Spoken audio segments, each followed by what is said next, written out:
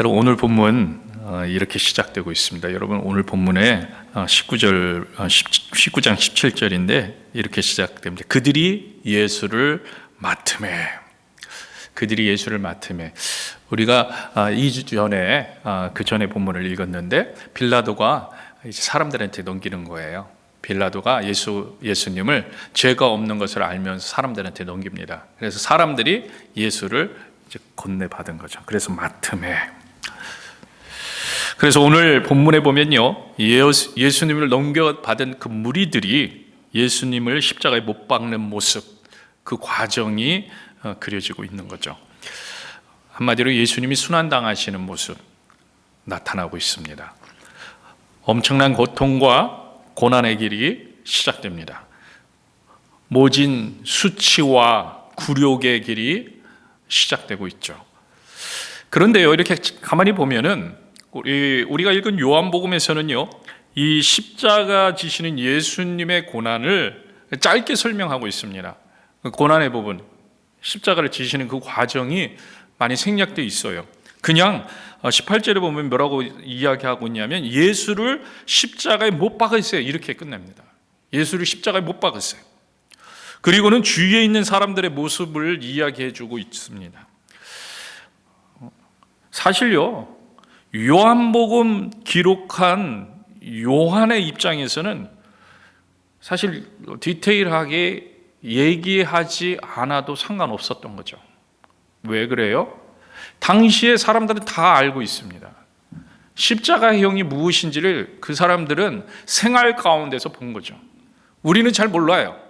사실 우리는 잘 모르기 때문에 성경에서 말씀해 주신 내용을 보거나 아니면 당시의 역사가들의 묘사한 십자가의 형에 대해서 그 그림을 가져와서 우리가 영화도 만들고 그러잖아요.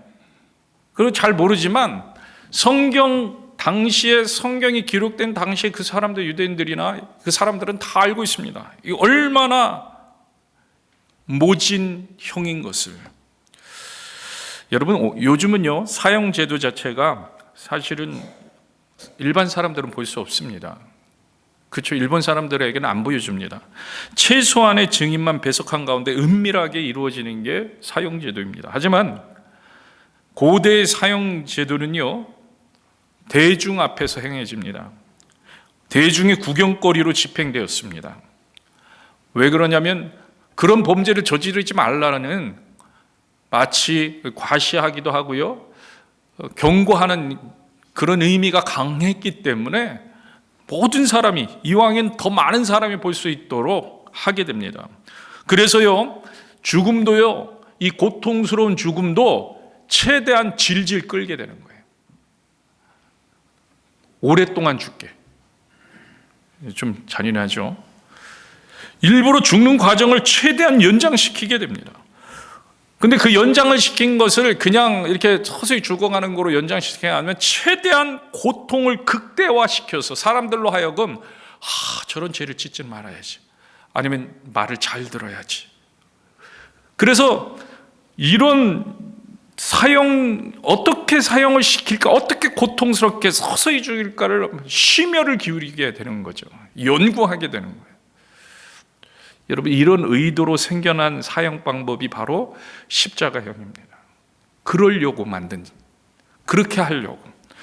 지독한 고통, 죽음의 지연, 공적인 전시, 사람들이 이왕이면 많이 봐야 되니까 매달아 놓는 거예요. 매달아 놓는 거. 지나가는 사람들이 다 볼 수 있도록. 공적인 전시, 극도의 굴욕, 이런 것들을 한데 모은 처형제도, 이게 바로 십자가형이에요. 십자가형. 여러분, 십자가형은요, 나무에 달리기 전에 먼저 책찍질을 당합니다. 책찍질을 하는 사람들을 릭토르라고 불렀어요. 릭토르. 이 사람들은요, 정말 책찍을 가해서 그 몸에 상처를 내게 되는데요, 기준이 있어요. 상처의 기준이. 시간 조절이에요. 시간 조절. 피를 얼마나 흘리게 하느냐, 얼마나 끓을 것이냐, 빨리 죽게 할 것이냐. 그래서 신속한 죽음을 원할 경우에는요, 상처를 많이 냅니다. 이들이 가지고 있는 채찍에는 여러분 양의 뼈라든지 아니면은 금속 추를 달아가지고 내리칠 때마다 피부가 파여 나갑니다. 그러니까 그게 많이 파여 나가면 피가 빨리 많이 빠져서 빨리 죽는 거고요. 그것을 그런 금속추가 없는 것들로 인해서 채찍질 해갖고 좀 조절을 해가지고 보이기만, 정말 사람들 보이게 잔인하게 보이고 무섭게 보이고 오랫동안 죽는 모습을 봐야 되겠다 하면 피가 덜 나게 하는 거예요. 이게 바로 십자가형이에요. 그들이 그걸 조절하는 겁니다. 그 다음에 그들이 십자가에 묶어 놓는데요, 이때도 똑같아요. 십자가에 묶는데 때로는요 줄로 묶기도 하고 못을 박을 때도 있어요. 기준은 똑같아요. 줄로 묶는 것은 더 서서히 죽고 못으로 박는 것은 더 빨리 죽으라는 얘기예요. 더 빨리. 예수님은요 안식일이 다가오기 때문에 신속하게 죽여야 돼요. 못을 박는 방법을 사용하는 거예요. 못을 박는 방법. 여러분, 이 십자가형의 고난이 바로 오늘 본문에서 예수님이 당하신 고난이라는 거예요. 우리가 이렇게 짧은 시간을 생각해 봐도 소름이 끼치는, 그렇죠? 제가 말씀드리는 가운데 어떤 분들은 눈을 감고요 소름이 돋는 거예요. 아침부터 왜 저런 이야기를 저렇게 자세히 하시지? 그런 분들도 계실 거예요. 소름이 끼치는 그런 고난을 당하셨습니다. 그런데 이런 고난을 당한 예수님의 모습, 오늘 등장하는 예수님의 모습을 한번 보세요. 오늘 등장하는 예수님의 모습, 오늘 본문에 나타난 예수님의 모습, 특별히 여러분 25절부터 27절 말씀 한번 보세요. 25절부터 27절 같이 다시 한번 읽어보겠습니다. 예수의 십자가 곁에는 그 어머니와 이모와 글로바의 아내 마리아와 막달리아 마리아가 섰는지라. 예수께서 자기 어머니와 사랑하는 제자가 곁에 서 있는 것을 보시고 자기 어머니께 말씀하시되 여자여 보소서 아들이니다 하시고 또 그 제자에게 이르시되 보라 내 어머니라 하신대 그때부터 그 제자가 자기 집에 모시니라. 여러분, 이 모습을 한번 보세요. 지금 예수님 십자가의 모진 고난을 당하셨습니다. 로마 군인들이 예수님을 오늘 본문에서 보았던 조롱했어요. 옷을 벗기고 제비 뽑게 한 후에 이어지는 뒤에 그의 내용입니다. 매맞고 십자가를 지고 그리고 모든 조롱을 받고 수모를 받고. 그런데요 여러분, 이 말씀만 따로 떼어서 보면 정말 평온한 광경 아닙니까? 여러분, 이 말씀 한번 따로 떨어뜨려서 앞에 이야기를 모른다고 생각해 보세요. 정말 평온한 장면 아닙니까? 어디 여행 가기 전에 안부 인사를 나누는 그런 장면 같아 보입니다. 보소서 어머니다, 아들입니다, 사랑합니다, 잘 지내시죠? 잘 지내고 계세요? 여러분, 방금 전에 모진 고통을 당했어요. 피투성이가 되는 채찍질을 당하셨습니다. 십자가 위에서 손에 못이 박히셨어요. 여러분, 죄 짓고 죄 때문에 이런 고통을 당하신 것도 아닙니다. 예수님은 죄가 없습니다. 빌라도도 그걸 인정했습니다. 여러분, 우리 같으면 얼마나 억울하겠습니까? 그래서 아마 분을 낼 겁니다. 사람들에게 억울하다고 소리칠 겁니다. 이건 아니라고 이야기할 겁니다. 아니, 참는다고 해도 그냥 참는 것으로 끝날 겁니다. 이런 이야기를 도저히 할 수 없을 겁니다. 그런데 예수님을 보세요. 예수님의 행동에는 어디에도 이런 수치를 당하신 모습이 안 나타나고 계셔요. 오히려 사랑하는 모습이 나타납니다. 오히려 남아있는 사람들의 안녕에 마음을 쓰시는 모습이 나타납니다. 그들을 걱정하시는 거예요.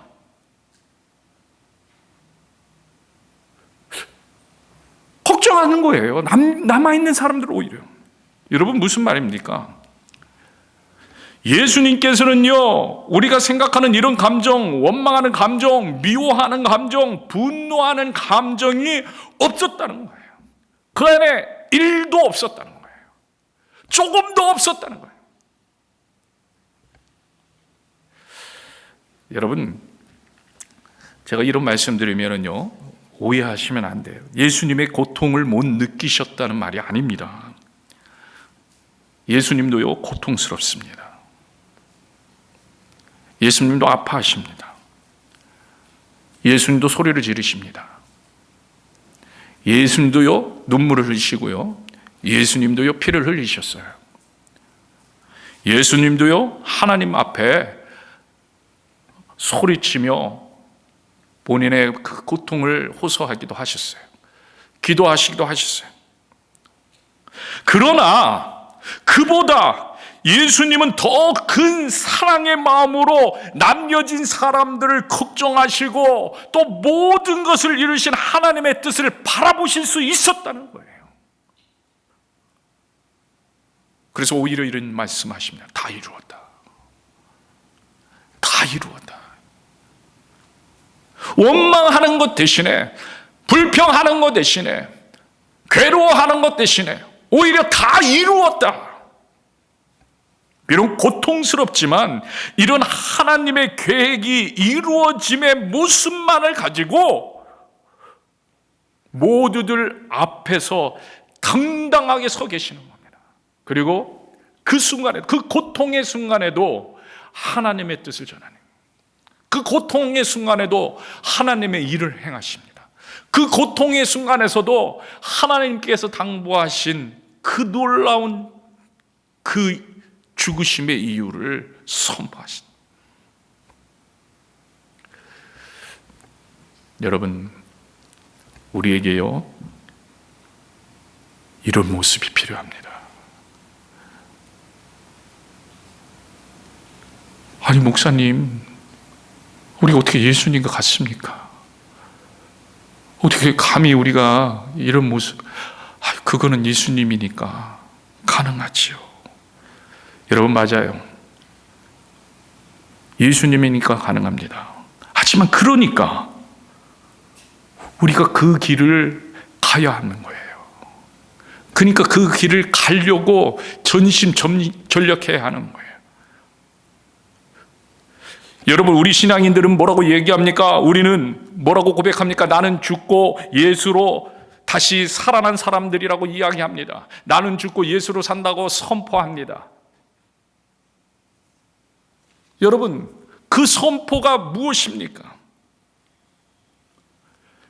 여러분, 그렇게 살겠다는 거예요. 예수님으로 살겠다는 거예요. 그리고 우리가 소망하는 삶의 모습이 거기 있다는 거예요.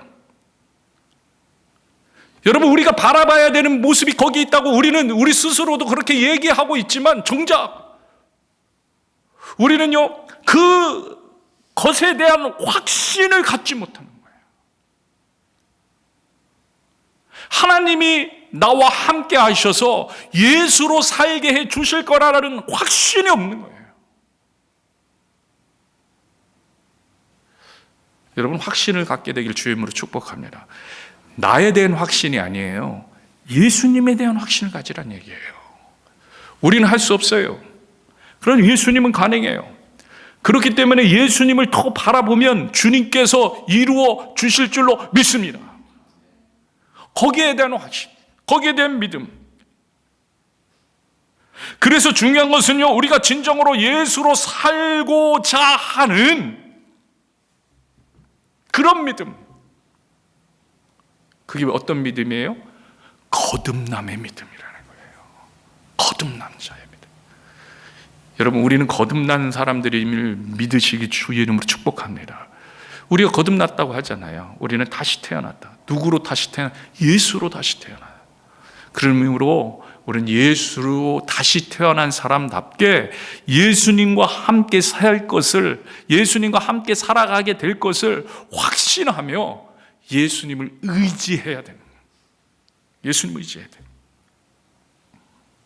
정말 하나님과 함께하고 하나님의 뜻을 이루고 예수님과 함께하기 위해 매일매일 주님과 함께하는 고백하고 매일매일 예수님께 나아가는 그런 크리스찬이 되어야 됩니다. 그런데요, 여러분에게 묻습니다. 정말 우리가 그런 크리스찬이냐? 정말 그런 크리스찬, 거듭나는 크리스찬이냐는 거예요. 그런 확신이 있냐는 거예요. 예수님이 함께 계시면 됩니다는 확신이. 여러분, 그런 확신이 있다면 날마다 예수님께 나아가게 된다는 거예요.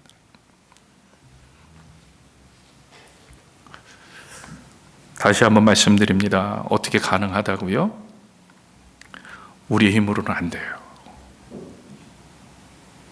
그래서 나는 죽고 예수로 살아야 한다고 우리가 고백하는 거예요. 내가 죽어야 가능하다는 거예요. 예수로 살아야 가능하다는 거예요. 내가 죽어야 됩니다.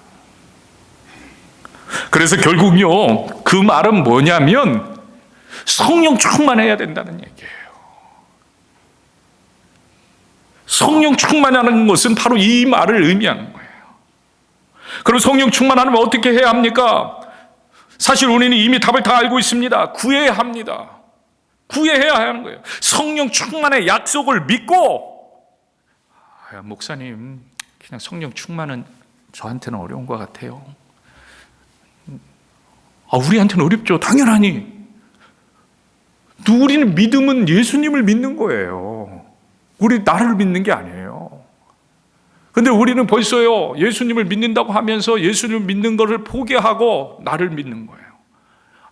목사님, 저는 안 돼요. 저는 나도 성령 충만하고 싶은데 저는 안 돼요. 그러니까 그 확신이 없으니까 기도하지 않는 거죠.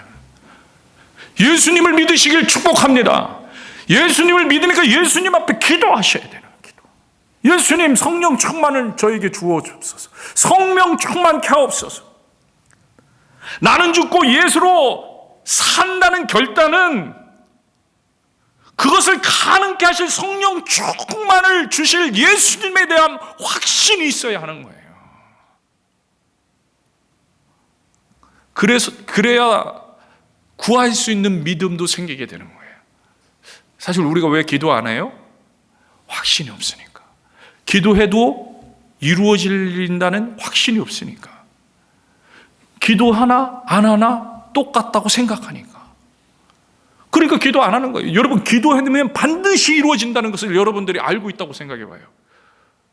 밤을 새가면서 기도할 겁니다. 밤을 새가면서 기도할 거예요. 근데 왜 안 해요? 확신이 없기 때문에.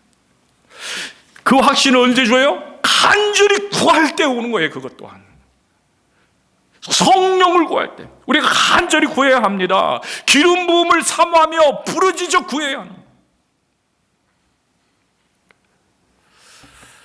급하게요, 융자가 필요한 성도님이 있었습니다. 융자를 해야 되는 거예요. 돈이 필요한 거죠. 급하게 교회 기도회에 참석해서 이분이 이제 기도를 하는데요, 여러분, 교회를 위해서 기도합시다.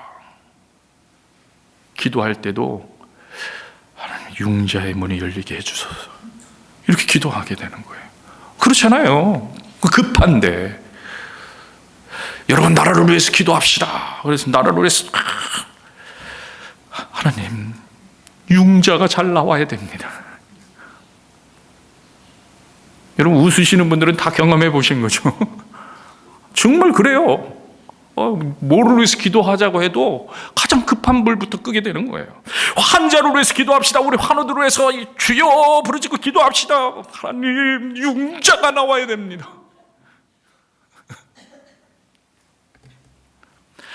이분은요, 계속해서 융자 받을 수 있게 해달라고 기도만 했다는 거죠. 여러분, 우리들이 그런 경험 해보잖아요. 여러분, 무슨 말입니까? 걸어가도 뛰어가도 차를 타고 가도 그의 마음속에는 항상 융자만 생각하는 거예요. 융자. 하나님 융자요. 융자가 나와야 됩니다. 그만큼 절박했다는 거예요. 그러니까 계속 융자만 생각하고. 여러분에게 묻습니다. 여러분, 성령 충만이 이렇게 간절한 기도의 제목이 되고 있습니까?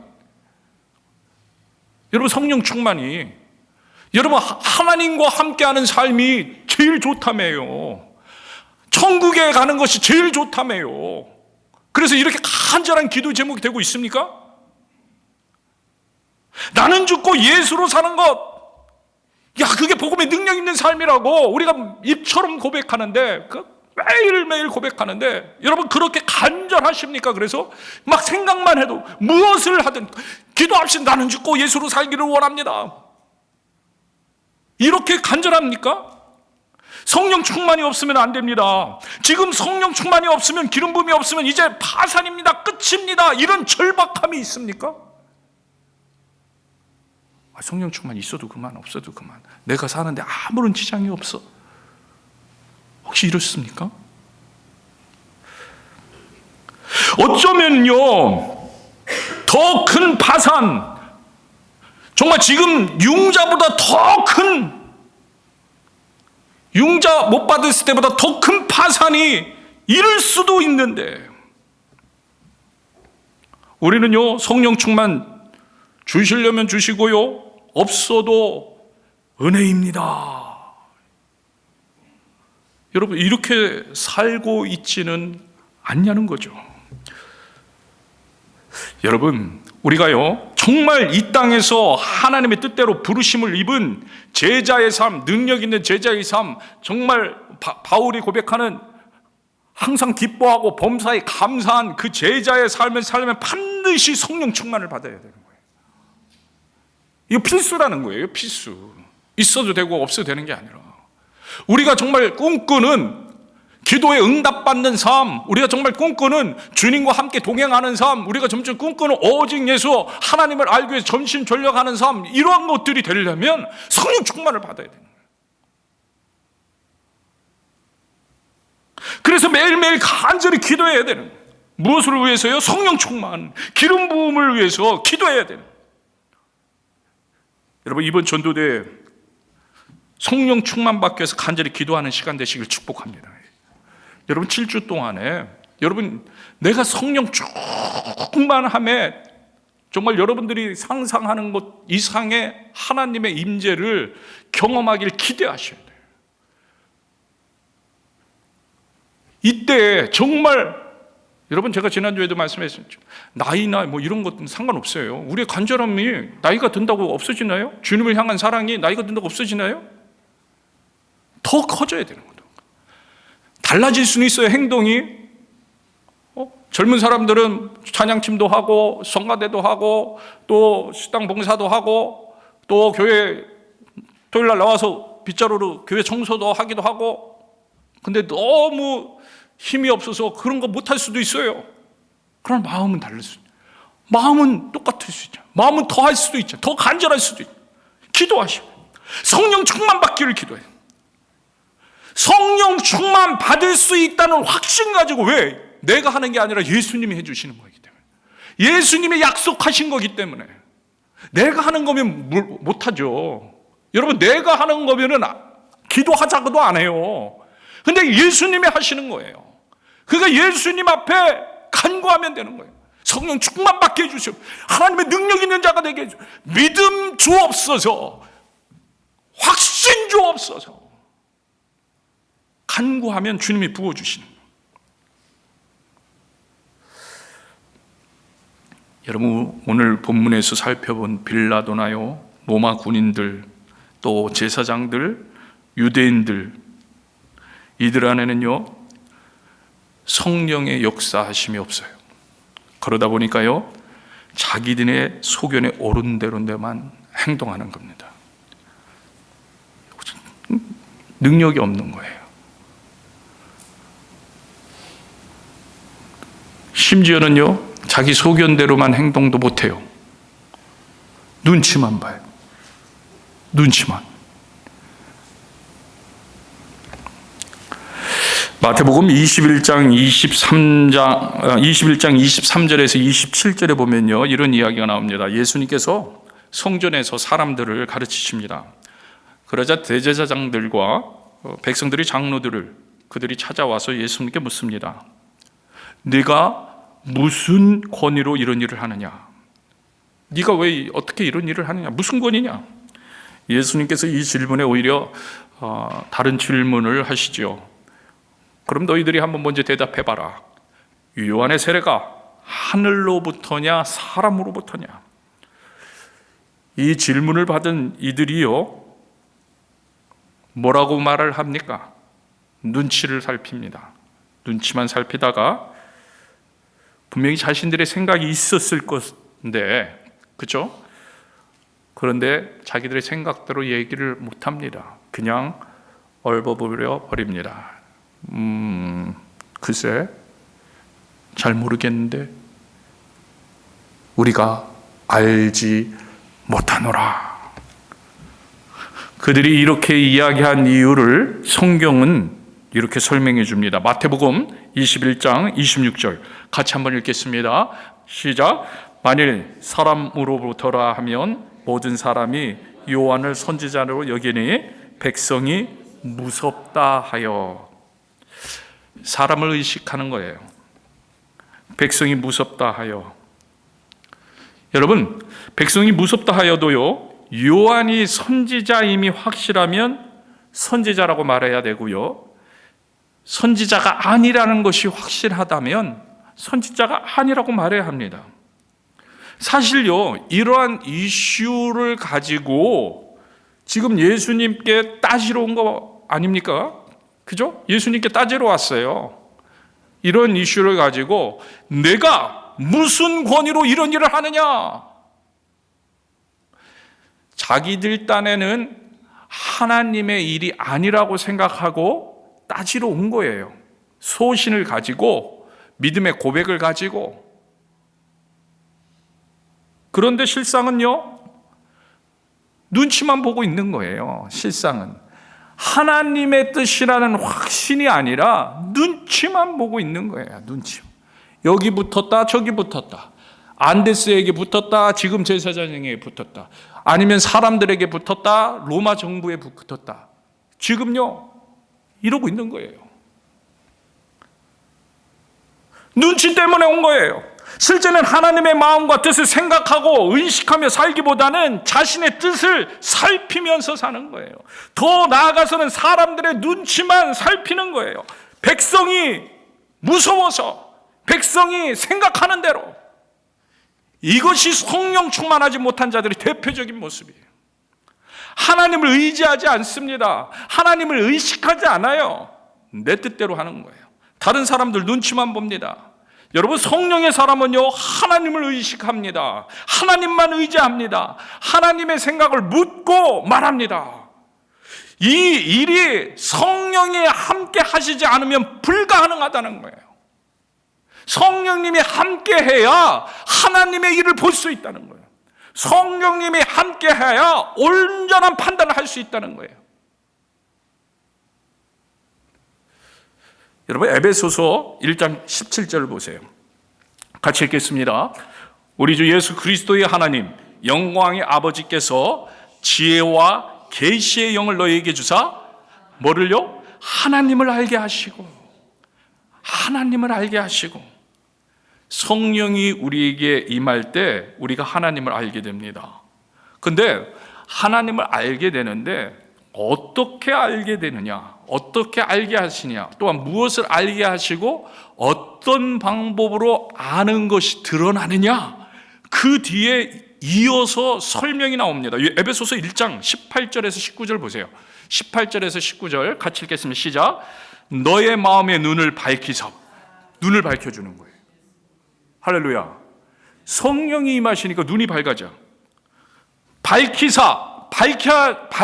밝혀지니까 그의 부르심의 소망이 무엇이며, 성도 안에서 그 기업의 영광의 풍성함이 무엇이며, 그의 힘의 위력으로 역사하심을 따라 믿는 우리에게 베푸신 능력의 지극히 크심이 어떠한 것을 너희로 알게 하시.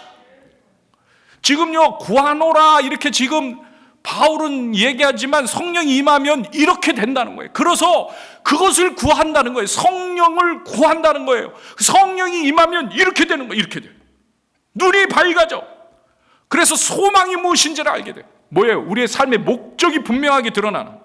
그리고 풍성함을 누리게 돼요. 그 다음에 하나님의 위력의 역사하심을 따라 믿음 베푸는 능력의 즉 크심이 어떠한 것을 알게 돼요. 여러분, 이것보다도 더 크신 하나님의 큰 축복이 어디 있냐요. 여러분, 우리가 바라보는 궁극적인 기대가 여기 있잖아요. 우리의 믿음의 바람이 여기 있잖아요. 성령이 임하시면 가능하다는 거예요. 오늘 가능하다는 거예요. 오늘 가능하다는 거예요. 여러분, 오늘 본문의 예수님을 한번 생각해 보세요. 오늘 본문의 예수님. 이 고난의 길이 하나님의 부르심의 소망이 됩니다. 그러니까 당당해. 그대로 이게 적용이 되는 거예요. 예수님은 당연히 눈이 밝히 보시는 분이에요. 성령이 충만하신 분이에요. 십자가의 고난의 길이 그의 부르심의 소망이 되는 거예요. 그 기업의 영광의 풍성함이 됩니다. 사람들은요, 조롱하고 멸시하고 그래서 지켜보는 사람들은 아무 능력도 예수님께 없는 것처럼 보이지만 그렇잖아요. 네가 능력이 없구나. 능력이 있으면 거기서 내려와봐 막 비웃고 하지만 여러분, 아니에요. 아닙니다. 눈을 밝히 보는 사람의 입장에서 보면 오히려 성경은 말씀하십니다. 능력의 지극히 크십니다. 여러분, 그 일로 인하여 온 인류가 구원을 받게 되는 어마어마한 능력이에요. 하나님의 사랑을 덧입게 돼요. 어마어마한 세상. 하나님의 성령이 우리에게 임하게 됐어요. 어마어마한 능력이 있는 거예요. 사람들이요, 그걸 모르는 거예요. 성령님이 함께 하시지 않으면 모르는 거예요. 그래서 사도 바울도요, 이렇게 구하는 겁니다. 성령이 임해서 너희로 모든 것을 알게 하시기를 구하노라. 에베소서 1장 우리가 읽은 그 말씀 가운데 너희에게 성령이 임해서 너희로 모든 것을 알게 하시기를 원하노라. 그것을 나는 기도한다. 그것을 노해 기도한다. 여러분, 성령이 임하시면 되는 거예요. 성령님. 여러분, 성령 충만은요, 받아도 되고 안 받아도 되는 것이 아닙니다. 우리가 하나님과 동행한다는 다른 표현이 성령 충만이에요. 꼭 받아야 하는 거예요. 꼭 받아. 그래서 우리는요, 매일매일 구해야 하는 거예요. 간절히 부르짖어야 하는 거예요. 간절히 부르짖어야. 마태복음 20장 29절에서 34절에 보면요, 큰 무리가 예수님을 따르고 있는 그 광경이 나타납니다. 큰 무리가 예수님을 따릅니다. 이때 소경 두 사람이 길가에 있다가 예수님께서 지나가신다는 소식을 듣고는 예수님께 달려와서 소리를 지릅니다. 사람들이 많으니까 예수님 앞에 가까이 가지는 못하고 주여 우리를 불쌍히 여겨주옵소서. 이 두 소경은요, 이미 예수님의 소문을 들었습니다. 그리고 예수님이면 눈을 뜨게 해주실 수 있다는 확신이 그들에게 있었어요. 확신이. 이제 가서 부탁만 하면 된다. 이제 가서 주님이 우리를 봐주시기만 하면 된다. 어느 때이든 주님이 이 앞을 지나가기만 하면 내가 정말 달려가서 주님의 그냥 바짓가랑이라도 붙잡아야지. 이런 작정을 하고 그 소문을 들은 뒤부터는요, 눈이 안 보이니까 어떻게 예수님 언제 지나가시는가 하죠. 근데 예수님 지나가신대. 확신이 있으니까 소리를 지르시는, 주야! 제발 저 좀 돌아봐 주세요. 주야! 근데 무리들이요, 너무 시끄러우니까 막았었어. 이보게, 좀 조용히 좀 하게. 여기 얼마나 사람이 많은데 그렇게 소리를 지르나? 좀 조용히 좀 하게. 여러분 조용해질 수 있겠습니까? 언제 이 기회가 또 올지 모르는데, 언제 이런 기회가 또 올지 모르는데, 여러분 전도대회 7주 동안 합니다. 언제 이런 기회가 또 올지 몰라요. 우리 삶 가운데. 여러분 1년에 2번씩 하니까 매년 기회 같죠? 아니요. 언제 이런 기회가 또 올지 몰라요. 부르짖어야 되는 거예요. 달려가야 되는 거예요. 확신이 있다면, 이번 전도대회를 통해서 하나님이 나를 만져주시겠다는 확신을 가지고, 기대를 가지고 부르짖어야 되는 거예요. 성령 충만하게 해달라고 부르짖어야 돼요. 여러분 오늘부터 시작입니다. 7주 동안. 남들에게는 그저 그럴 수 있지만, 여러분 나 본인에게는 새로운 각오가 결단이 되는, 내 눈을 뜨게 해주시려는 이 소경들이 지금 주님 아니면 안 된다는 확신을 가지고, 여러분 우리의 영적인 눈은 주님 아니면 안 됩니다. 우리의 영적인 눈은 주님 아니면 절대로 뜰 수가 없는 거예요. 그렇기 때문에 주님께 부르짖어야 되는 거예요. 주님 도와주세요. 막는 이들이 많이 있을 거예요. 상황이 막을 거고, 상황이 못 가게 하고, 틀어지게 하고, 불편하게 하고, 또 나의 상황 여러 가지 있잖아요. 그런 것들이 핑계가 돼서 막 여러분 이 두 소경은 확신이 있어서 예수님 지금 만나야 된다, 지금 만나야 눈을 뜬다. 여러분 우리에게 그런 확신, 그런 기대가 있게 되길 주의 이름으로 축복합니다. 지금 만나야 된다. 지금 하루라도 늦기 전에 지금 더욱더 주님을 붙잡아야 된다. 이 확신을 가지고 부르짖는 저와 여러분 되길 주의 이름으로 축복합니다. 매일매일 주님을 만나세요. 매일매일 주님을 기대하세요. 성령 충만을 얻고, 그런 저와 여러분 되는 이 7주간의 시간이 되길 축복합니다. 이 시간에 같이